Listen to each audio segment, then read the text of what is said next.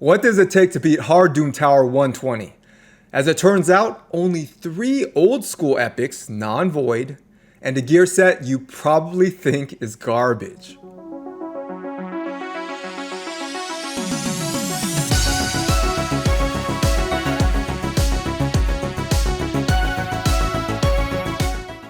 So guys, firstly, I would recommend that you fight Iragoth, at least Hard 120, with a full team. So we're talking 5 people, right? So just because I'm going to show you a team comp with less than that, don't think it's a good idea to go up against Iragoth. He's hard, period, especially 120 hard, all right? So bring in your full 5-person team. So the 3 I'm going to show you, think about them as the core of your team and fill in the rest of the slots. So I do have a video on Iragoth if you need more details as to who else to fill in the team with. But definitely fill in a team of 5. It is much easier and much less gear intensive than trying a team of 3. Without further ado, here is your old school epic trio that can beat Hard Doom Tower 120. So how does this team work? Well, really the name of the game is passives, because Iragoth cannot turn off your passives. Iragoth can turn off your active skills, that is put them on cooldown, and he can put a block active skills debuff on you. But he cannot turn off passives. So really the passives here are what's doing the work. So Vrask's passive is when he hits somebody with a crit, he's going to heal everybody on the team for 10% of his max HP. Not of their max HP, but of his max HP. So you build him with a lot of HP, he's healing everybody for a ton, all right? Plus we have Jareg here, his HP aura 33% in all battles. Massive, massive benefit to that. Use him in the lead like I have. Plus his A1 does that strong version attack down, which we need, and he has a really nice passive as well. Whenever anybody takes a big hit on the team over 20% of their max health, he is going to put a strong version continuous heal on them. So actually here we have 3 healers. Okay, it looks like 2, it's not, it's actually 3, and their healing is based off their passives. So Iragoth cannot turn them off. In fact, I've turned off everybody's skills anyway. Everybody on the team is only using their A1s. That is all. That's all I want. So whether Iragoth does it or I do it, which I do, everybody's just using their A1s and passives. That is all we need to beat 120 hard. So when I run this team 120 hard, I am going to add in one more character to the comp, and it's going to be Drex. The only reason he is here is to help get through the waves. That is it. Those 2 enemy waves right before Iragoth, that is the only reason he is here. He is absolutely 100% not essential to this team. Do not get this confused, okay? He's not essential. In fact, he's geared for the arena. He is not geared for any sort of boss or dungeon run. I'll show you his gear later. It's kind of a joke to use him in this gear for a boss run. So you'll see that later. And he dies really early once we get to Iragoth because he is not geared properly for a boss. But all I need him to do is help me get through those waves quickly. That is it. But Drex is not necessary at all. Really, the only reason I picked him over other people to help clear waves is because a lot of you guys might already have him. All right, so he's very accessible to a lot of people. Just to show you I'm not using anybody crazy, all right? But no, you don't need Drex at all, at all. So we're really not going to go into Iragoth's skills in detail today. Today's video is more of a showcase on this old school epic trio. But if you guys are interested in Iragoth's skills and breaking them down more, then check out my previous video, which I'll link in the description. Alright guys, on to everyone's gear, stats, and masteries, starting with Jareg. So what is he bringing to the team? Here, we have that really nice aura, plus 33% HP in all battles, which is awesome. This is a legendary tier aura in an epic. So absolutely awesome. We're definitely going to make use of that by putting Jareg in that lead spot. So his passive here is really nice. Notice it does not require any books. Absolutely awesome. And what this is doing, Sheltering Scales, is he's putting a strong version continuous heal on anybody who takes a big hit that is over 20% of their max health. So think about it. Someone takes a hit, let's say, for 20% of their max health. That's going to trigger Sheltering Scales and a continuous heal. How much does that continuous heal you? For 15% of your max health. So in the end, what are you left with? only negative 5% of your max health. So absolutely awesome passive. Once again, Iragoth cannot turn off your passives, only your active skills. Speaking of that, pack leader here, where Jareg puts that strong version, defense up, plus that ally protection, we're going to turn this off. We don't need it. And it's not like we could use it anyway unless you're running ridiculously high resistance characters against Iragoth, which you can. That is a viable strategy to use really, really high resistance, plus 400 resistance characters against Iragoth to make sure he does not put your skills on cooldown. So that's not the way we're going. All we're using for everybody is their A1s. That's all we need, okay? So once again, I am just gonna turn this off from the start, okay? Because we don't need it, and this can kill Jareg. Ally protection on the whole team for someone that hits really hard is probably gonna end up killing him, so just turn it off. And here, Rending Claws, we are gonna need the strong version attack down on Jareg's A1, okay? So booked 60% chance. You will need to book this out. Okay, so use as many books as you need on your Jareg to fully book out his A1. Okay, that's all we need. And then you can stop right there. But definitely we're gonna need his A1 booked out. We're gonna need that strong version attack down, especially when Iragoth gets his Eternal Rage buff. He hits so hard. Your team will probably wipe if you do not have attack down on Iragoth when he has that buff and he attacks you. All right, so we are definitely relying on Jareg not only to heal with those continuous heals, but put that strong version attack down on Iragoth. On to his gear. So here, I have him in a Stalwart set and an Accuracy set. So that Stalwart set, minus 30% damage taken from enemy AoE attacks. So really we're concerned with Iragoth, and all Iragoth's attacks are AoEs. So think about this as a permanent 30% damage reduction from Iragoth, which is awesome. Now, some of the ads do AoEs too, but we're not really concerned with them. They don't hit particularly hard. We are concerned with Iragoth, especially when he gets that Eternal Rage buff. It's crazy. All right, and we have Accuracy set here, plus 40 accuracy. To land that attack down, we're definitely gonna need accuracy. So that's the only debuff we wanna land. That's it. We want that strong version attack down, in particular, to deal with that Eternal Rage buff. If it wasn't for that, really, you wouldn't need attack down. That is the only time where, man, you really need attack down. But with 2 Vrasks and Jareg, if it wasn't for that Eternal Rage buff, you wouldn't need it. All right, you would not need attack down. They can handle it. That's how much healing potential they have. All right, but since Iragoth sometimes gets that Eternal Rage buff, we're gonna need to deal with it. And that's where Jareg comes in with his A1. On to his total stats. So here I have him at 61,000 health. I have the attack at 1700. I have the defense at 2700. I have the speed at 228, so he is a bit slow. So Iragoth 120 hard is 250 speed. So if I could fit it in, I definitely would. But this is still good enough. I would definitely recommend that you go 250 speed or above. Try to get as fast as possible to land as many of those attack downs as you can. So crit rate 38%, crit damage 104%. Now debuff resistance 359. So what are we doing here? Why do we need resistance? Because we do need resistance. So what are we trying to resist? We're not trying to resist Iragoth. So he can put our skills on cooldown. We don't care. We are trying to resist really his minions.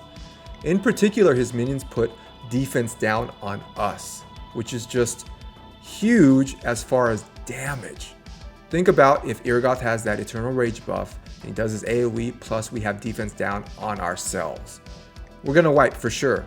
So really, this amount of resistance, and stack as much as you can, is for those minions. It's not for Iragoth. I don't care about Iragoth. He can put my skills on cooldown. It doesn't matter. What I care about are those minions. And in particular, one of them provokes you. We cannot have our Jareg provoked. He must be attacking Iragoth the whole time, trying to land that A1 attack down. That is it. He cannot be distracted for a turn or two by different people provoking him.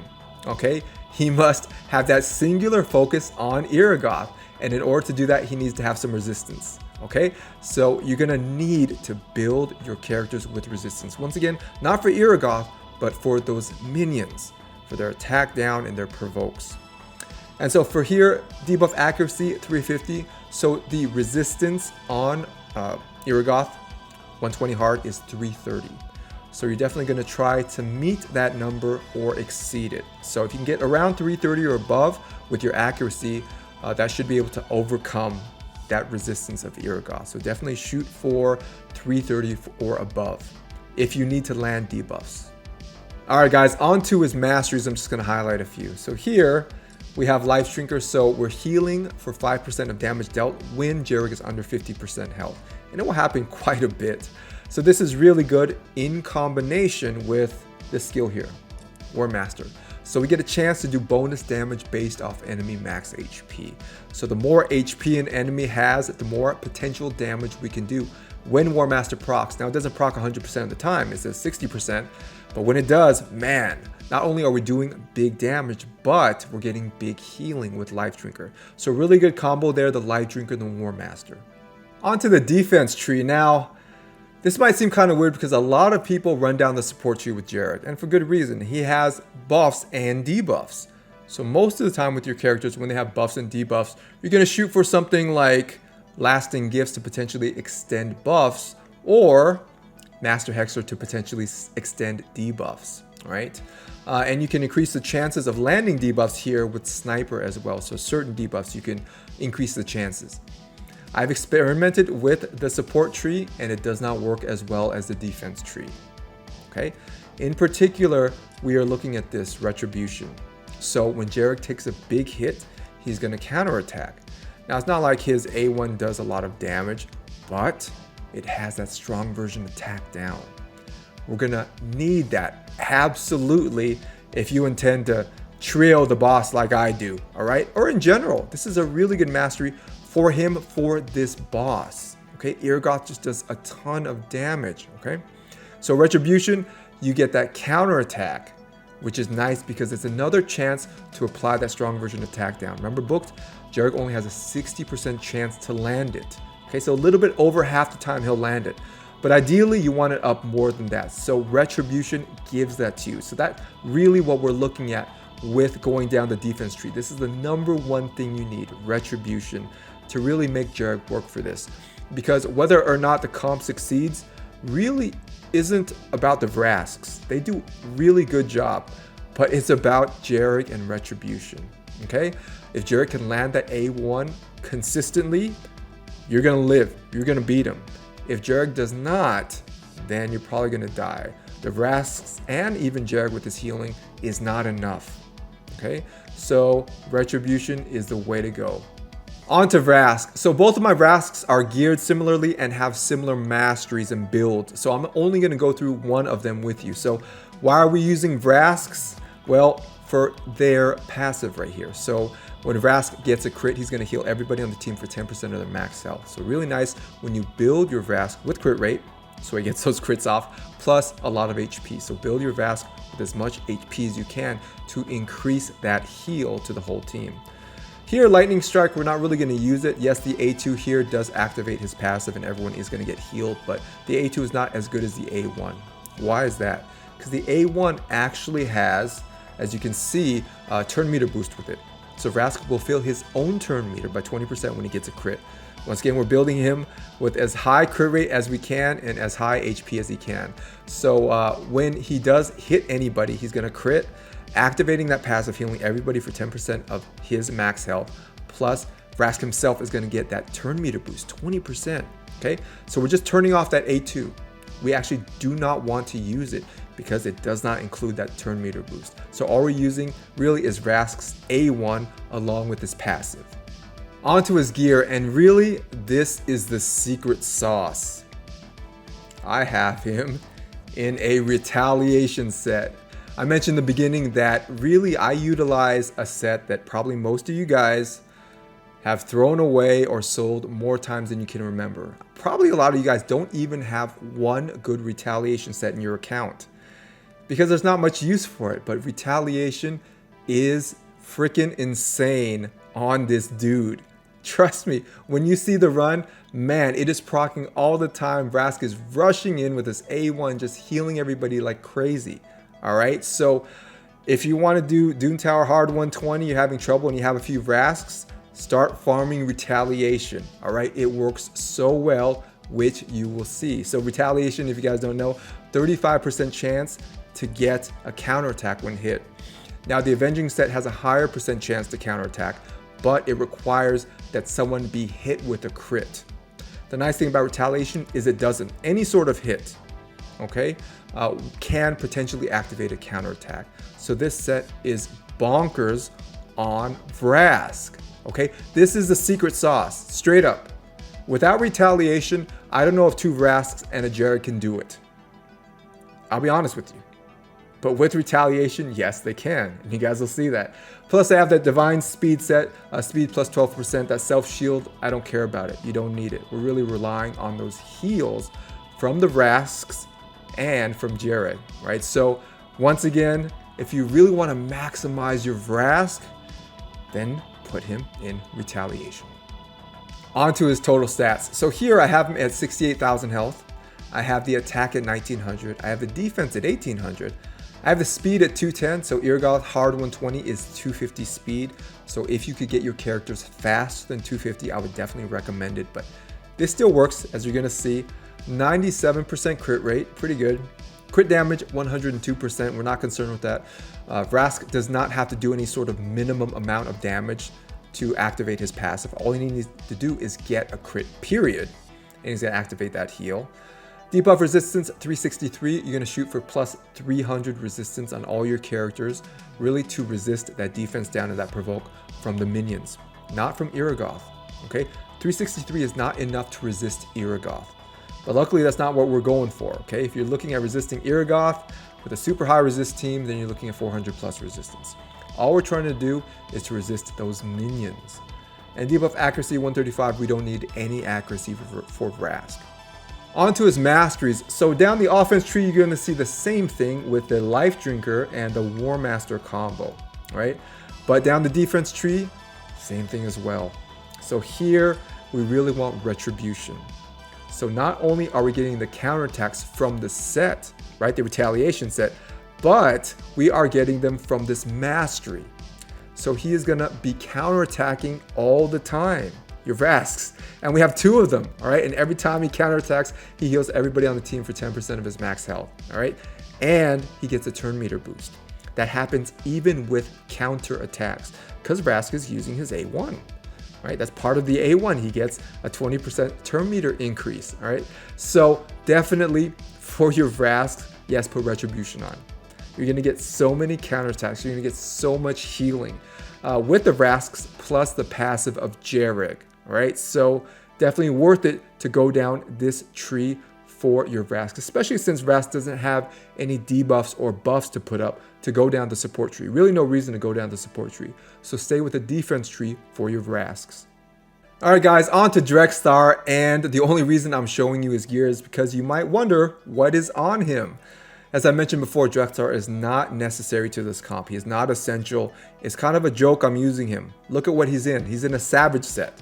That is not a good set to run up against a boss in this game. This really is an arena build, an arena nuke build, okay? So the reason I kept him in this set is so you guys know, really, he does not play any sort of integral role with the team. All we need are those 3 epics, and you can put whoever you want to help you get through the waves, okay?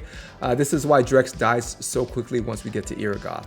He's not built for a boss, he's built for the arena, and he dies real quick. So once again, here's the build, just in case you were wondering. I didn't change it around because I really don't want him to last. I don't care if he dies because I'm showcasing really the 3 epics. So it's actually better if he dies so you guys see those 3 epics really beat Iragoth and not a legendary, even an accessible one like Drex. Alright guys, before we start on our run, let's talk about those skill instructions. So for Jareg, make sure to turn off his A2. Now, do I think it's important to turn off their skills? Yes, I do. Sometimes you can still resist Iragoth, and I don't want to accidentally have Jareg use his A2 and kill himself with that ally protection, so just turn it off. Vrask, make sure to turn off their A2s as well, so the lightning strike for both of them, make sure to turn it off, and that is it. So this is a full auto comp, but once you get to Iragoth, make sure to target him. So in particular, we want Jareg to use his A1 strong version attack down on Iragoth. That's who mainly we're concerned about. We don't care who the Vrasks hit. It doesn't matter. All right, but make sure once again to target Iragoth once you get to him, but it is a full auto run.